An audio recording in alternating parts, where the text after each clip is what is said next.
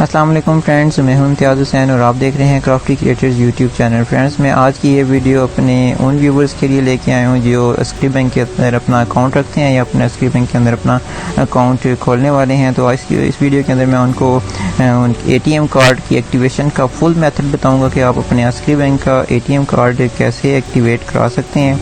तो इस वीडियो के अंदर आपको मैं इसे सारा प्रोसेस समझाऊंगा। आप इस वीडियो को स्किप ना कीजिएगा, इसको आप पूरा देखिएगा ताकि आपको कोई भी स्टेप आपसे मिस ना हो। आपको हेल्पलाइन कॉल करते वक्त जो जो चीज़ें दरकार हैं, जो जो क्वेश्चन किए जाएंगे, उसके लिए आप मेंटली प्रिपेयर रहें ताकि आपको कार्ड एक्टिवेशन के अंदर कोई भी मसला ना हो। तो आपसे रिक्वेस्ट है कि वीडियो को पूरा देखिएगा, स्किप ना कीजिएगा। सारे स्टेप्स एक दूसरे के साथ इंटरलिंक हैं, जुड़े हुए हैं। आप पूरी वीडियो देखेंगे तो आपको पूरा प्रोसेस समझ आएगा।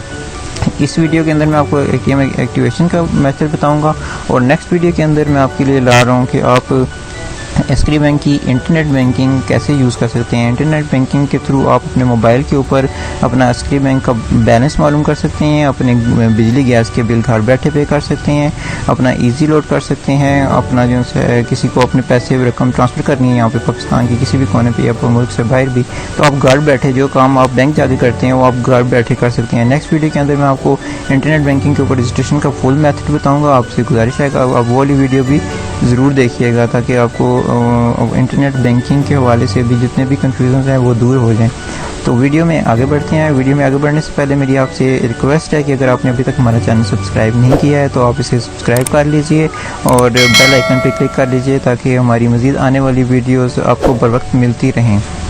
तो फ्रेंड्स, बिना आपका वक्त लगाए कि हम अपनी वीडियो की तरफ आगे बढ़ते हैं और मैं आपको सारा तरीका डिटेल से समझा देता हूं कि आपने अपना ATM कार्ड कैसे रजिस्टर कराना है। उसके लिए आपको सबसे पहले जो चीज़ें दरकार होंगी वो आप नोट डाउन कर लें कि आपको ATM कार्ड रजिस्ट्रेशन के लिए हेल्पलाइन कॉल करने से पहले आपको एक ATM कार्ड अपना दरकार होगा और दूसरा आपको जो है ना रजिस्टर्ड फ़ोन नंबर आपका जो आपके उसके ऊपर बैंक जब आपने फॉर्म फिल किया था तो उसके ऊपर आपने जो नंबर रजिस्टर कराया था वो वाला नंबर आपके पास होना ज़रूरी है क्योंकि आपने कॉल उसी से करनी है कि उसी से आपका कार्ड रजिस्टर्ड होगा। इसके अलावा आपका जैसे CNIC आपको ज़रूरत होगा, CNIC आपके पास ओरिजिनल अपना मौजूद होना चाहिए। उसके बाद आपको मदर नेम पता हो और डिस्ट्रिक्ट आपसे पूछी जाएगी, वहाँ पे आप जो बर्थ डिस्ट्रिक्ट है वो पूछी जाएगी। अगर आपका अकाउंट किसी ऑर्गेनाइजेशन की तरफ से कोई आपका सैलरी अकाउंट है तो आपको अपने सैलरी अकाउंट होने की सूरत में अपने ये पता होना चाहिए कि आप किस फैक्ट्री में काम कर रहे हैं क्योंकि वो भी आपको क्वेश्चन किया जा सकता है। तो ये सारी जो सी आप चीज़ें अपने पास रख के कॉल कीजिएगा क्योंकि वो उस टाइम क्वेश्चन करेंगे तो आपको उस टाइम आंसर उसका देना होगा। तो उसके बाद अपनी सब सारी चीज़ें आपके पास मौजूद होंगी। फिर आपने एसक्री बैंक की हेल्पलाइन पे कॉल कर लेनी है जो कि आपको नंबर यहाँ पे डिस्प्ले हो रहा होगा। ये देखें, आपने इस नंबर के ऊपर आपने कॉल कर लेनी है 02111000787। इस नंबर के ऊपर आपने हेल्पलाइन कॉल कर लेनी है। उसके बाद आपने जो है 1 प्रेस करके उर्दू लैंग्वेज का इंतखाब कर लेना है। इसी हेल्पलाइन आप जैसे आप हेल्पलाइन कॉल करते हैं किसी भी कंपनी की, इस तरह ही आपकी इधर से रिकॉर्डेड लाइन के ऊपर ट्रांसफ़र की जाएगी। आपने 1 प्रेस करके उर्दू लैंग्वेज का इंतखाब कर लेना है। उसके बाद आपने 0 प्रेस करके कस्टमर केयर ऑफिसर से बात करनी है। अब जब आप ये कॉल आप इधर कर देंगे कस्टमर केयर ऑफिसर से जब बात करेंगे तो वो आपसे क्या क्या सवाल कर सकते हैं। वो आपसे पूछेंगे आपके CNIC कार्ड के पूछेंगे नंबर के हवाले से कि आपको पूरा नंबर अपना बताएं। इसके बाद आपको पूरा नाम, आपकी मदर नेम, आपका डेट ऑफ बर्थ, आपकी जो सी है डिस्ट्रिक्ट पता होनी चाहिए आपको। उसके बाद आपको जो है बर्थ डिस्ट्रिक्ट आप जिस जगह पे पैदा हुए हैं उसकी डिस्ट्रिक्ट का पूछ सकते हैं आपसे। और इसके बाद जब वो आपके तमाम सवालों के जवाब दे चुकेंगे तो उसके बाद वो आपसे आपके ATM कार्ड के ऊपर जो है आपका ATM कार्ड नंबर है उसके लास्ट 4 डिजिट आपसे पूछे जाएंगे। वो ये क्वेश्चन कर सकते हैं या कुछ भी आपके फर्स्ट 4 डिजिट भी पूछ सकते हैं, लास्ट 4 भी पूछ सकते हैं, आपसे कोई भी इस तरह का क्वेश्चन कर सकते हैं। इसके बाद वो आपसे आपका बैलेंस पूछेंगे, अकाउंट के अंदर बैलेंस कितना आपके अकाउंट में मौजूद है। उसके बाद लास्ट ट्रांजेक्शन के हवाले से भी वो पूछ सकते हैं आपसे। इसके अलावा आप इनसे ATM कार्ड के ऊपर एक उसकी इशुएंस डेट होती है और एक उसकी जो सी है एक्सपायरी डेट होती है, आपसे वो भी क्वेश्चन में पूछा जा सकता है। यानी ये सारे क्वेश्चन के आंसर आपने देने होंगे। जब आप इन सारे क्वेश्चंस के आंसर दे चुकेंगे तो आपकी कॉल जो सी है एक रिकॉर्डेड लाइन के ऊपर ट्रांसफ़र कर दी जाएगी।